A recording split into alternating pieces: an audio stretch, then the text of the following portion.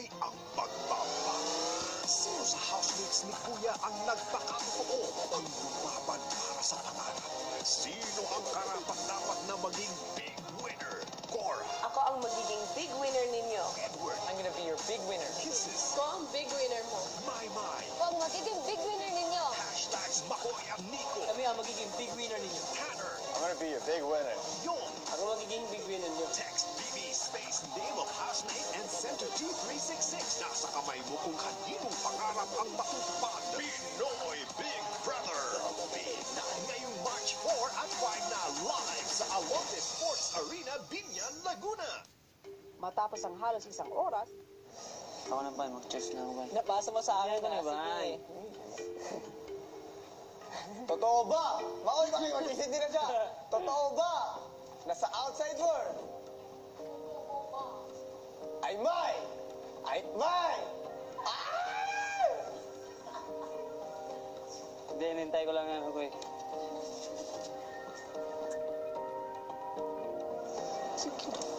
Ano? Isindi ka.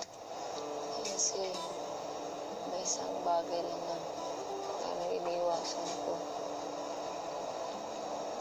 Sa papa ko. Busin mo. Kasi parang kasi bago pumasok dito ayaw ni mama na ma-involve siya. So parang nire-respeto yung fit mo. Kay mama, ako okay lang talaga. Sasaktan lang ako na naapektuhan yung mama ko po. Sobrang sakit na makita mo yung nanay mo na naapektuhan po sa sinasabi ng ibang tao about sa kanila ni Papa. kung hindi pa makapagdesisyon si Maymay, sila Nico at Makoy naman pinili ng magpahinga.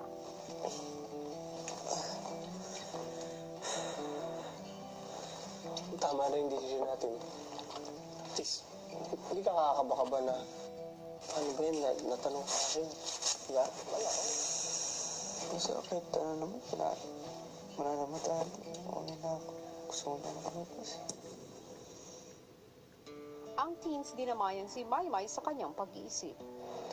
Ano, si Ate Jenny always told me, always go with your instinct. If it's gonna help you, if you really don't want to, but you feel you have to, then you don't have to do anything. May mga bagay naman na hindi talaga minamadali. Dapat talagang pag-isipan ng mabuti.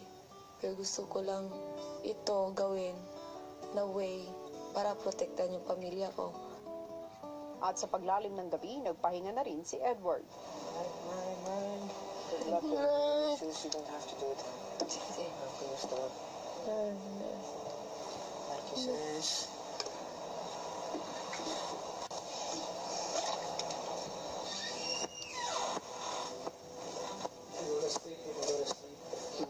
Di ba may nagsindi na? Di pa rin? Maya-maya pa nagsalita na si Kuya. Housemates, meron na lamang kayong 10 minuto para sa inyong desisyon.